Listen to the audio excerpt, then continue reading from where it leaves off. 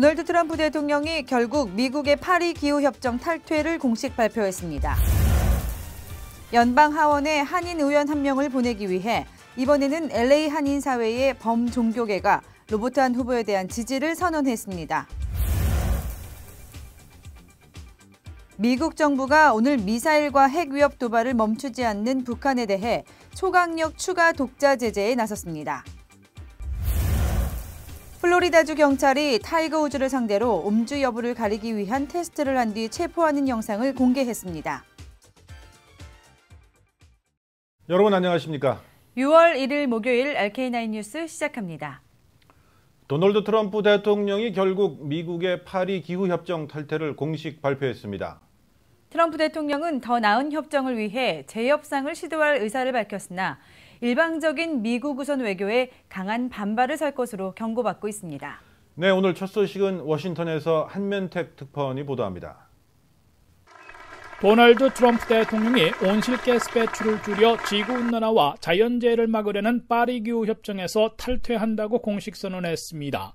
트럼프 대통령은 백악관 로즈가든 발표를 통해 나는 미국과 미국민을 보호할 엄숙한 책무를 수행하기 위해 파리 기후협정에서 탈퇴한다고 공표했습니다. The United States will withdraw from the Paris Climate Accord.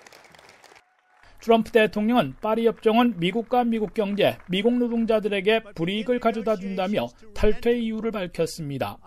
트럼프 대통령은 미국이 즉각 파리 협정에서 탈퇴하는 것이지만은 더 나은 협정을 위해 새로운 협상에 착수할 것이라고 말했습니다. 그는 그러나 공정한 협정이 만들어지면 정말 좋겠지만은 안 돼도 좋다며 재협상을 통한 파리 협정 개정이나 새 협정 체결이 어려워도 상관하지 않겠다는 입장을 내비쳤습니다.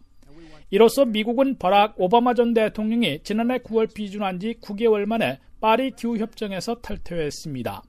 특히 지구촌의 197개국 가운데 미국은 시리아와 니카라과에 이어 세 번째로 파리 기후협정에 참여하지 않는 나라로 전락했습니다. 다만 세계 2위 탄소 배출국인 미국이 파리 기후협정에서 탈퇴하는 절차를 밟는 데 3년은 걸리게 되고 이 과정에서 정치적 외교적 대가를 치를 수 있어 트럼프 결정이 번복될 여지가 생길지 주목되고 있습니다. 트럼프 대통령의 파리 기후협정 탈퇴 강행으로 미국은 70년 이상 누려본 세계 지도국 위상을 상실하기 시작할 것이라는 적색 경고를 받고 있습니다. 슈퍼파워 라이벌인 중국은 물론 유럽연합 동맹국들까지 미국 없는 파리 기후협정 이행을 강조하고 나아가 트럼프 대통령이 있는 한 미국과는 협력하기 어려워졌다고 성토하며 독자 노선을 모색하고 나섰습니다. 유럽연합은 독일과 프랑스가 주도해서 동맹국들까지 경쟁자로 보고 있는 트럼프에 맞서 미국 의존도를 줄이는 동시에 자동차, 항공기, 무기 등에서 미국과 경쟁에 나설 것임을 시사하고 있습니다.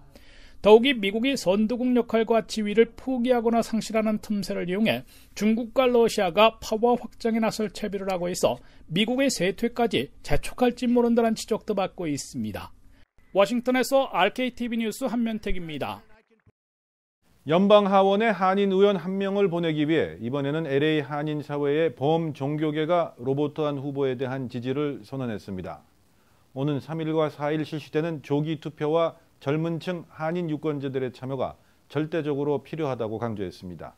조한규 기자가 취재했습니다.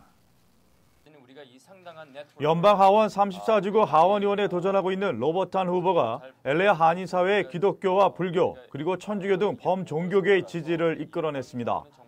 이로써 로버트한 후보는 6월 6일 결선 투표 승리를 위한 선거운동에 박차를 가할 수 있게 됐습니다.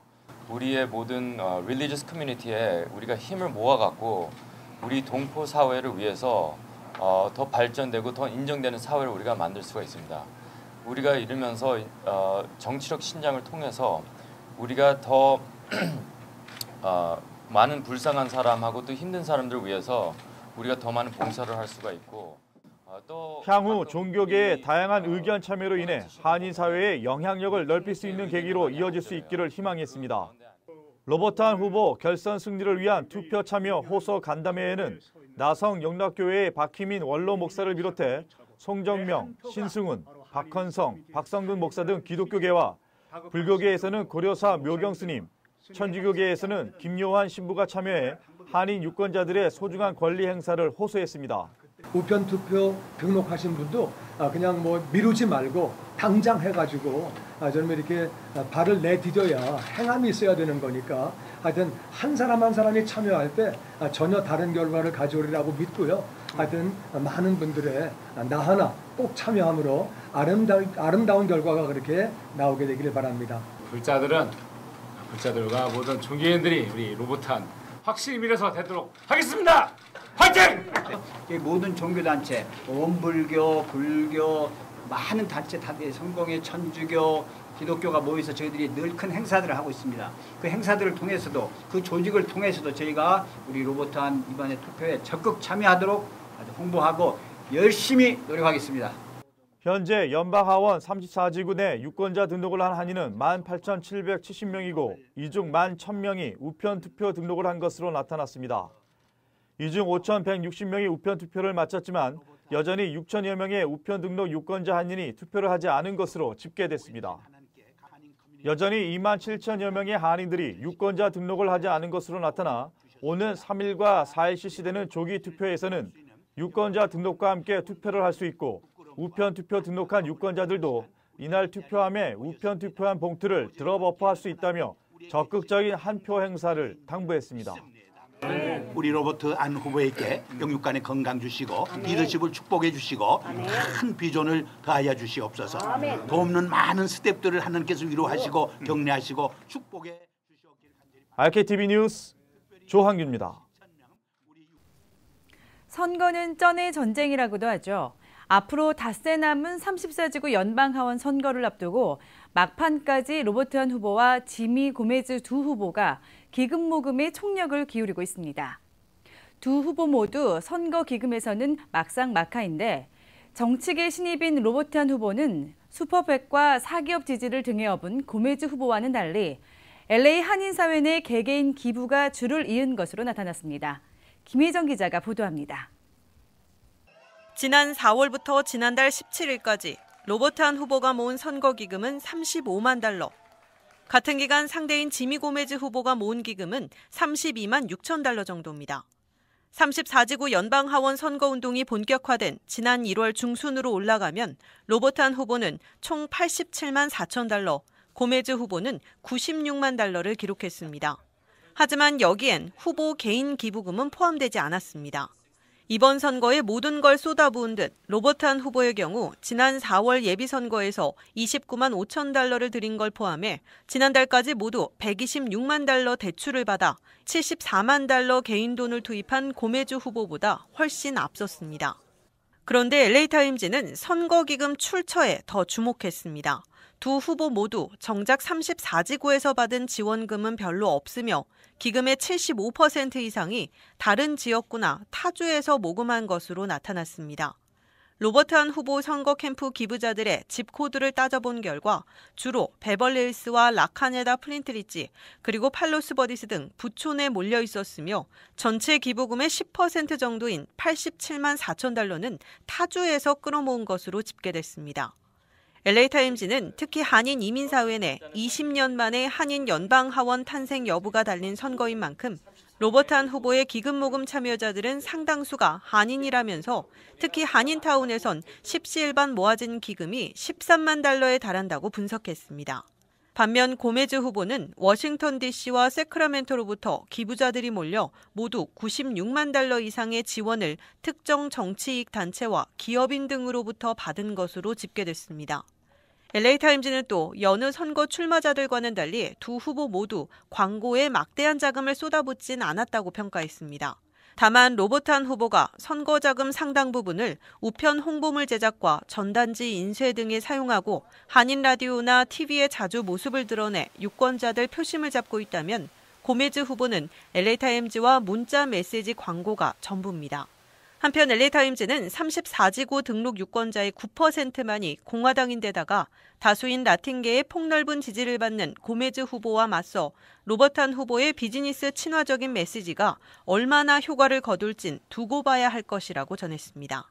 RKTV 뉴스 김혜정입니다.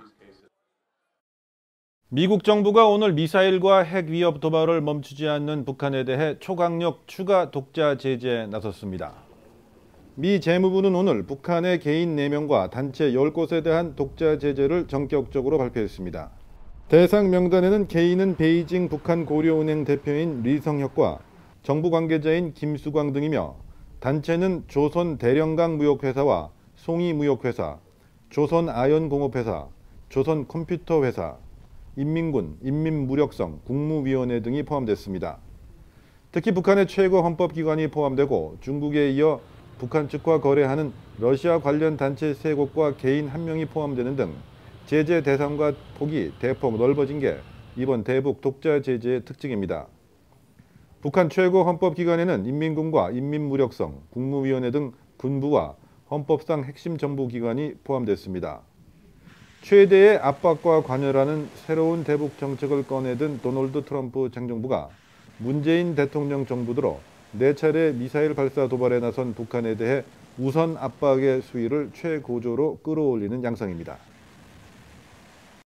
불법 이민자들을 보호하려는 피난처를 두고 미국 각 주 지역들이 금지와 강화로 분열되고 있습니다. 이민자들이 많이 사는 캘리포니아와 뉴욕, 워싱턴 DC 등 16개 주는 피난처 강화를 추구하고 있는 반면 텍사스와 조지아 등 33개 주는 피난처 금지를 확정했거나 추진하고 있습니다. 이민자들이 많이 살고 있는 민주당 우세 지역에서는 피난처를 강화하려는 반면 공화당 우세 지역에서는 피난처를 봉쇄하려 시도하고 있습니다. 전국 주의회 협의회에 따르면 올 5월 현재 연방 이민당국에 협조하지 않는 동시에 불법 이민자 보호 피난처를 강화하려는 주 지역은 이민자들이 많은 캘리포니아, 뉴욕, 일리노이, 워싱턴 DC 등 16개 주로 나타났습니다. 반면 두 번째로 인구가 많은 공화당 아성 텍사스가 피난처 금지와 연방 이민 단속 협력을 주도하고 있습니다. 올 5월 현재 텍사스와 조지아 등 33개의 주에서는 피난처 금지 법안을 추진하고 나서 이민 단속 동참이 우세한 것으로 나타났습니다. 네, RK9 뉴스 잠시 후에 계속됩니다. 골프 황제 타이거 우즈가 음주운전 혐의로 체포될 때의 모습이 공개됐습니다. 플로리다주 경찰은 우즈를 상대로 음주 여부를 가리기 위한 테스트를 한 뒤 타이거 우즈를 체포하는 영상을 공개했습니다. 영상에서 타이거 우즈는 술을 마셨느냐는 질문에 아니라고 답했지만 똑바로 걷지 못하거나 신발끈을 제대로 묶지 못했습니다. 타이거 우즈는 또 차를 몰고 어디로 가고 있었는지 아느냐는 경찰관의 질문에 모른다며 자신은 운전을 좋아한다고 엉뚱한 대답을 했습니다. 앞서 우즈 측은 체포된 다음 날 성명을 내고 술을 마신 게 아니라 허리 치료를 위해 마약성 진통제를 먹은 것이라고 해명했습니다. 위스콘신주 남부의 한 옥수수 처리 공장에서 폭발 사고가 발생해 1명이 숨지고 2명이 실종됐습니다.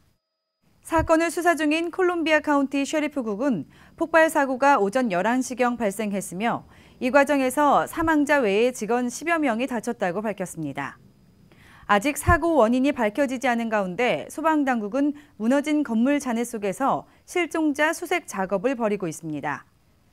사고가 발생한 콜롬비아 카운티는 주도인 메디슨에서 북동쪽으로 45마일 떨어진 작은 마을로 사고 공장에서는 옥수수를 이용해 에탄올을 생산하고 있습니다.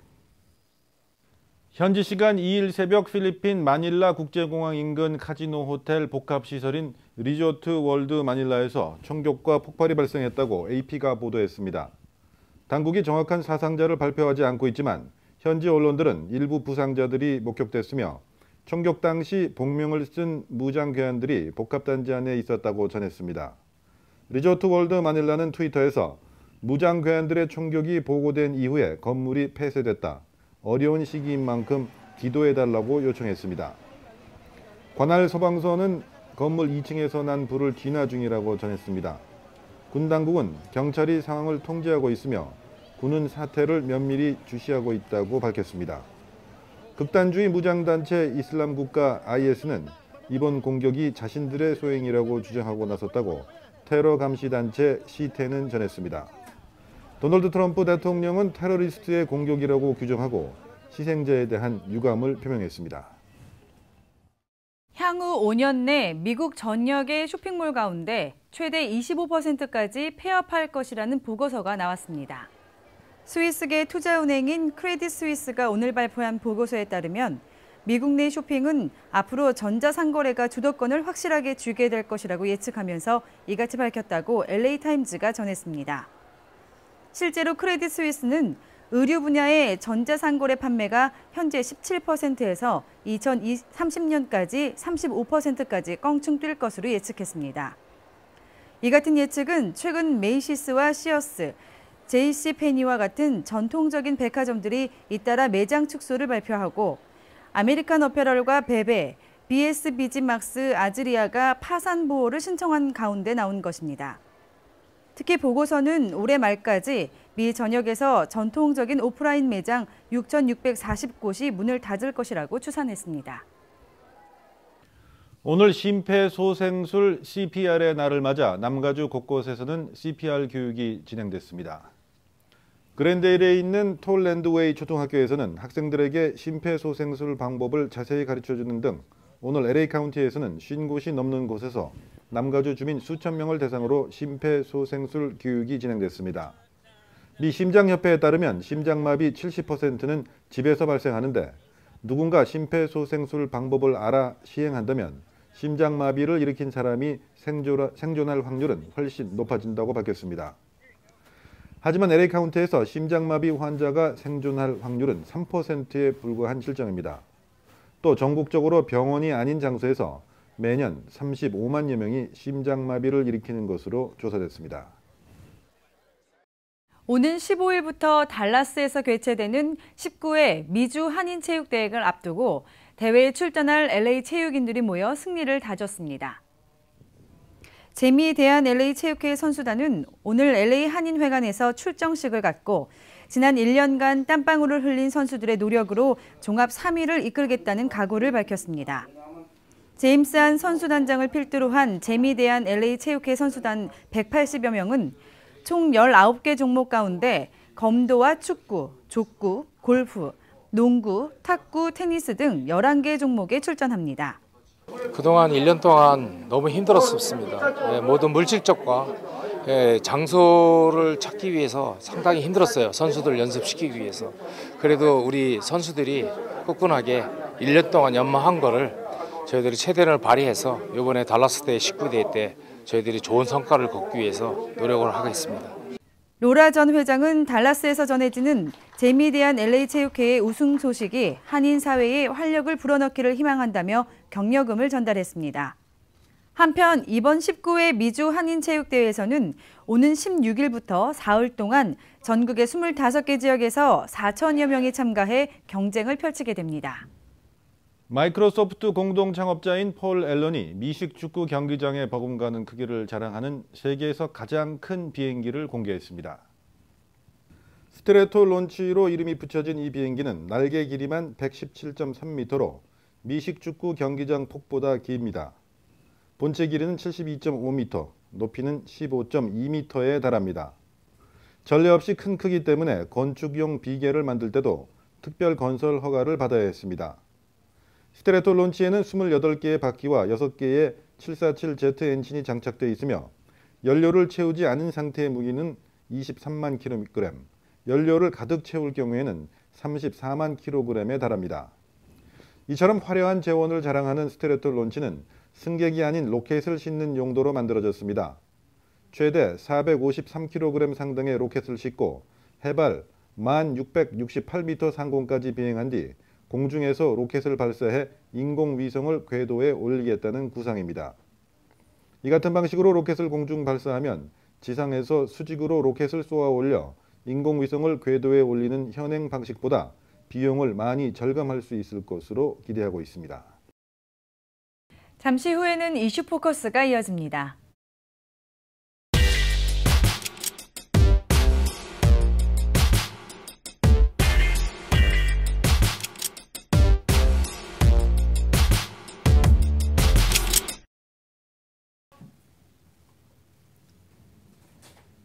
안녕하십니까. 이슈 포커스 시간입니다. LA에서 내 집 마련하려면 20년 이상 걸린다. 오늘의 이슈입니다.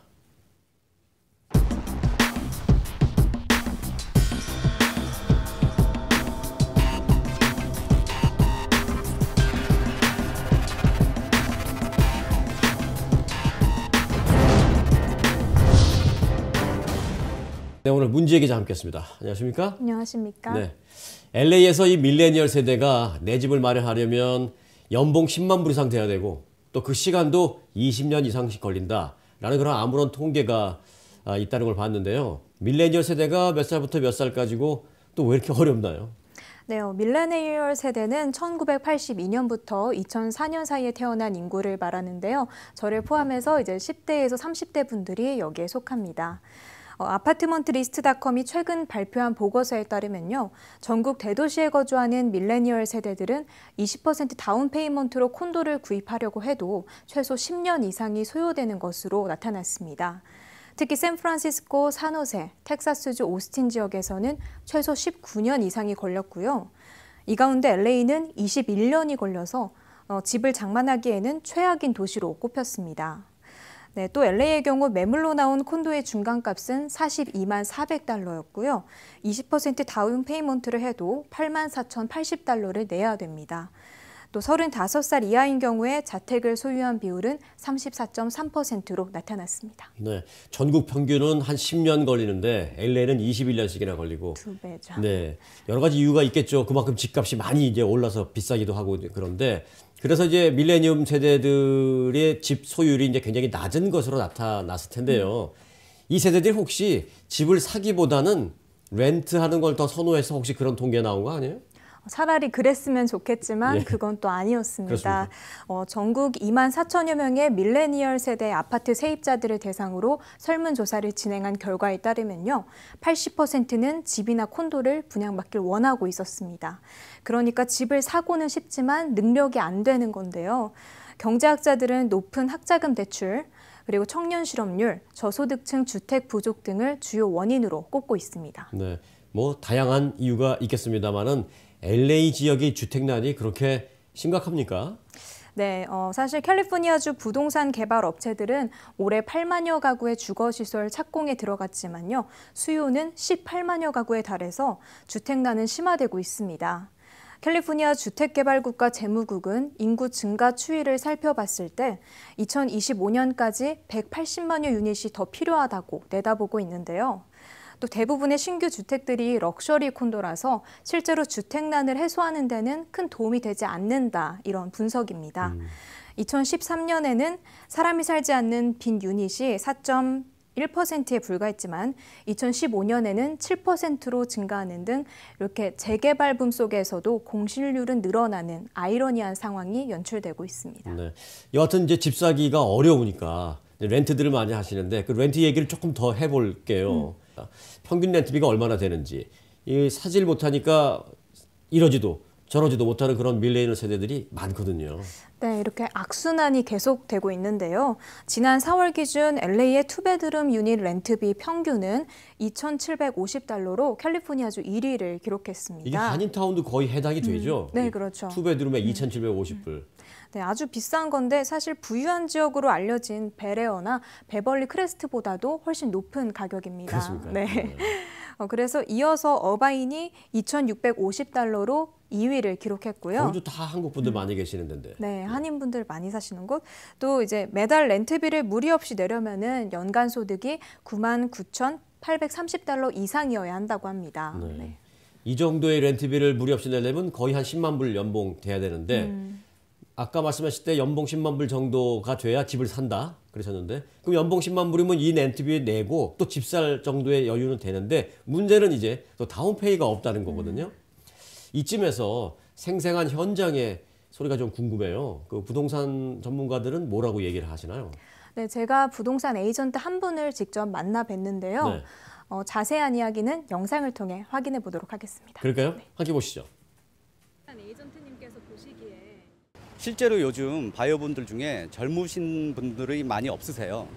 젊은 분들의 경우에 맞벌이를 하셔도 매달 페이먼트를 생각하시면 20-30만 불 정도의 콘도를 구입하셔야 되는데 원하시는 한인타운 지역에는 그런 매물들이 많이 없습니다. 그래서 그 이상을 하셔야 되는데 그러면 페이먼트 내시기가 좀 부담스럽죠. 다운페이도 준비하셔야 되고요. 또 다운페이가 있으셔도 연봉이 충분치가 않아서 론이 잘 안 나오는 경우가 많습니다. 네, 이제 뭐 집을 살 수 있도록 어느 정도 연봉도 좀 됐고 다운페이도 좀 준비가 됐고 해서 이제 사려고 할 수 있는 경우 뭐 물론 있을 텐데요. 요새는 또 이제 융자가 그렇게 쉽지가 않다고 하네요. 그래서 융자 하시는 분의 얘기도 좀 들어봐야 되겠습니다. 함께 보시죠. 첫째, 융자에는 크레딧이 제일 중요합니다. 그래서 평소에 자기 크레딧을 잘 관리하고 있으셔야 하고요. 특히 요즘은 신분 도용 같은 게 많아서 수시로 체크업이 필요합니다. 또 집 융자를 하시기 전에 다른 페이먼트는 가능한 줄여서 전체 월 지출액을 줄여 넣는 것도 매우 중요합니다. 네, 참 쉽지가 않네요, 여러모로. 자, 그러면 LA 지역의 집값이 이렇게 오르는데 평균 소득은 얼마나 되는지 그것과 그리고 나는 그러면 거기에 어느 정도에 해당되는지 그런 게 좀 궁금한데요. 네. 그 부분은 잠시 후에 돌아와서 제가 여쭙도록 하겠습니다. 잠시 후에 돌아오겠습니다. 은행, 크면 무조건 좋을 거라 생각했다. 그런데 아니었다.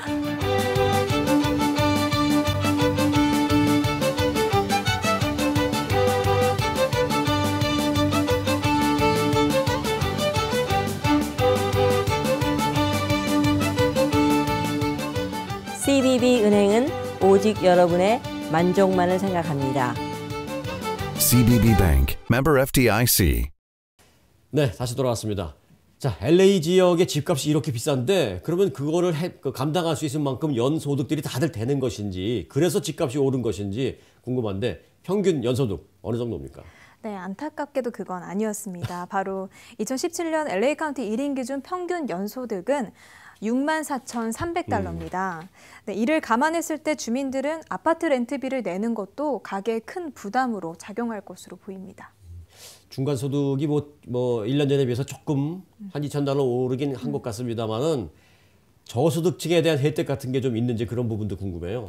네, 아무래도 중간 소득이 오르면 저소득층 이제 기준도 좀 오르게 되겠죠. 저소득층은 모두 세 가지로 분류되는데요.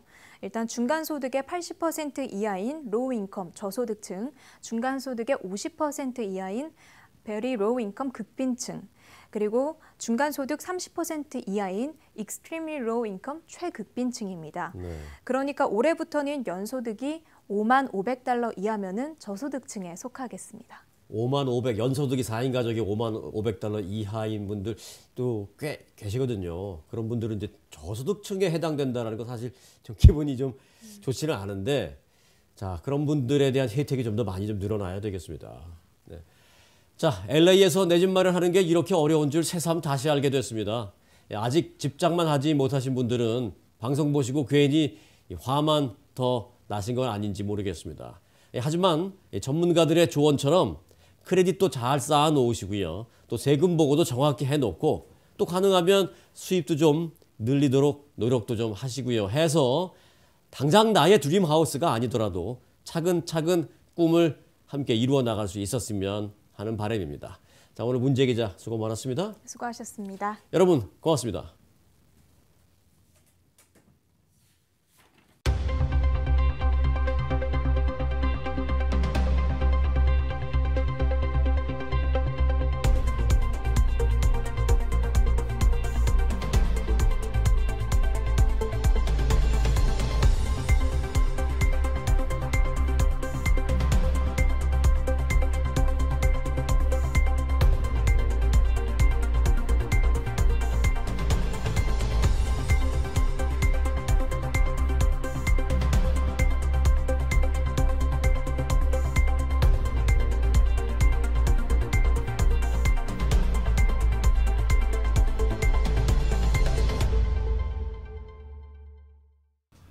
네, 연방 하원 의원 선거 이제 며칠 남지 않았습니다. 한인 후보를 연방 하원에 보내기 위해서는 유권자 여러분들의 한 표 한 표가 그 어느 때보다도 절실합니다. 소중한 한 표 잊지 말고 꼭 투표에 참여하시기 바랍니다. 네, 이상으로 RK9 뉴스 모두 마칩니다. 여러분 고맙습니다.